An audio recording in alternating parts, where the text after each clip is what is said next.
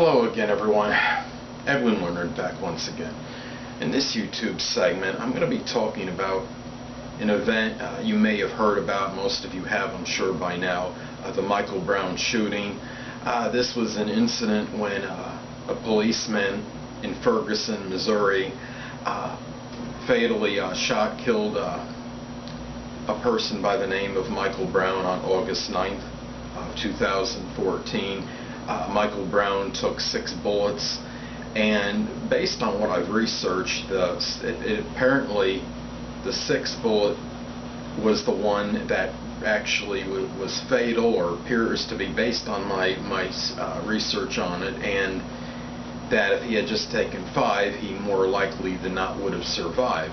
Now, I understand that in this shooting, Brown had been a suspect in some robbery prior to that, but the shooting was not related to this. However, now Michael Brown, I look at him based on what I looked up on Wikipedia.org.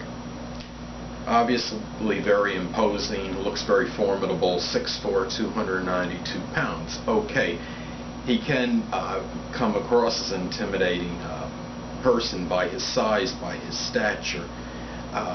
However, Michael Brown, I'm hearing some conflicting stories on this.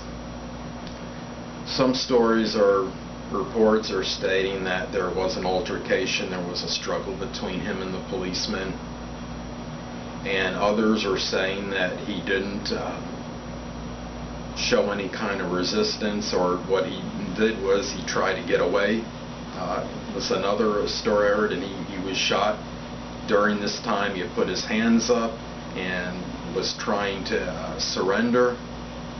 So, based on the report that was given, or in the statement that was made by the chief of police, he has stated that Darren Wilson, the shooting officer, had taken a number of blows from Michael Brown, and he had something,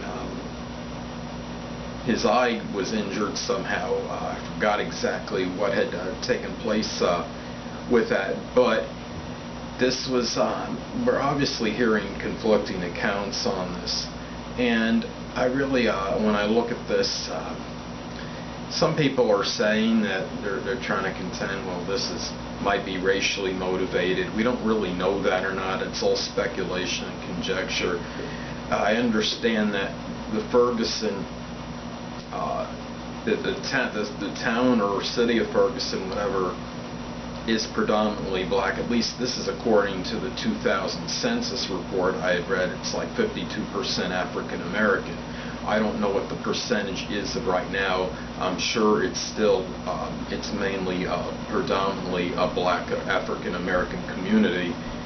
And the police force, in contrast, which is comprised of 53 people, according to some research I did, that there's only 3 of the 53 that are African American, or approximately 6% that are black on the police force.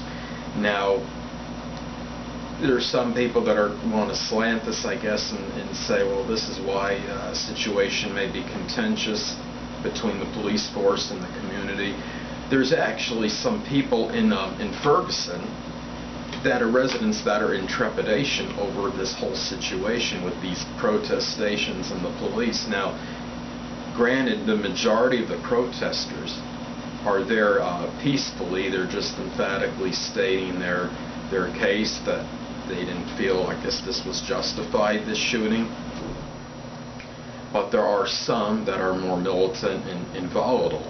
And when you have a police force that's 53, comprised of 53 people, that's obviously not strong enough. I believe they have or going to increase that force, and they may be getting it from some other community or city. Maybe some officers in St. Louis may be able to come and assist them, because obviously that 53 is not a very strong force against, when you have all these, you have hundreds of protesters though, like I stated before, a majority of them, though being peaceful, you just don't know what could happen in protest stations and how things could escalate very quickly. To me, what I've also heard about this is that now, many of you may know this, that starting Wednesday, I believe it is, they're going to start presenting evidence in this situation, and they're going to, a grand jury will ascertain, I guess, or they'll make some kind of decision or determination whether there's enough to have a case go against the shooting officer, Darren Wilson, and whether this will be something that will go to trial or not. Now, that process could be painstaking and time-consuming. It may take, like, report I saw said it may be around 90 days. So they're going to go about this process very methodically, of course, and it's not going to be anything where they want to come to any kind of instantaneous decision or conclusion on this, because this is obviously a very prolific, high-profile case situation, and there's so many conflicting stories on this, and I just wonder why the policeman himself, Darren Wilson, hasn't been able to go out and make a public statement on this. Now, yes, there has been a statement that was made by, or at least quoted from the chief of police, the version of what happened in this situation. I guess that's like the police version, but do we? Why is it where we don't have the officer in the shooting come out and say something? I just don't. I'm not quite understanding of that. I'm a little bit perplexed by this. There's a thing we got to look at now, and we look at the situation, and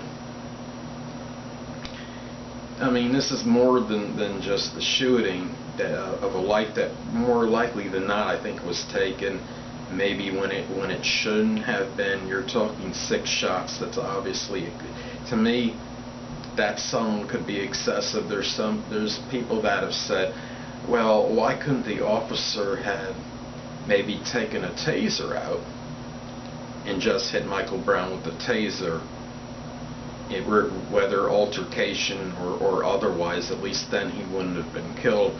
Well, I understand that that's a very plausible argument. At the same time, we don't know exactly where Brown was in proximity to the officer. Was he pummeling the officer at this time? In this situation, I understand the taser is the more logical choice, but you're in a split-second sometimes situation as an officer. Maybe he just reached for whatever was handy at that time, or what he felt for what hand. It was based on what he had, on what side of his body, where it was free, where it was easier to reach. I mean, I'm just saying that as a possibility, and like I said, that's just speculation. If the gun was actually more handy, maybe he just reacted impulsively and grabbed what was closer to him, what was more convenient maybe to reach for at the time. Now, don't get me wrong, policemen are trained extensively in defense and how to handle these scenarios and situations. So, I mean, I lean more toward where he probably could have gotten a taser if, assuming he had it on him at that time and it was on his area by his belt or wherever it's supposed to be. Now, there's just so many things that have not been stated where we can't. There's a lot of things we don't know 100% on it. So, like I said, this is just something where we could talk about and think and look at possibilities on this matter. The one last thing I look at on this is that I think what's very essential and important is to try to figure out, as far as at least these protests go, how can we make them where maybe we have less of them, or we try to have some reconciliation to these matters in a more peaceful manner, rather than being so demonstrative about this? Could we could maybe have more expand online forums, have greater interaction between the police and the protesters? I think they've already started doing that in Ferguson. Actually, I know that because they had stated something. I think it was yesterday. I believe on CNN report had stated this, so that is some progress in the right direction.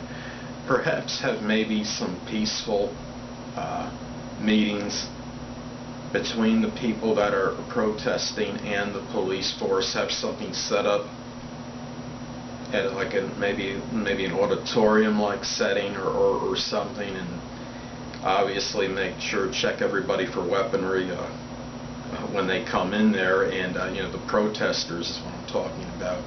So I think what's important too is that there's people out there, and I'm not saying this was involved in this case, but as far as animosity toward people have towards certain other people of different racial backgrounds due to being prejudiced and having animosity toward them for this reason. My understanding that slavery was abolished about 150 years ago.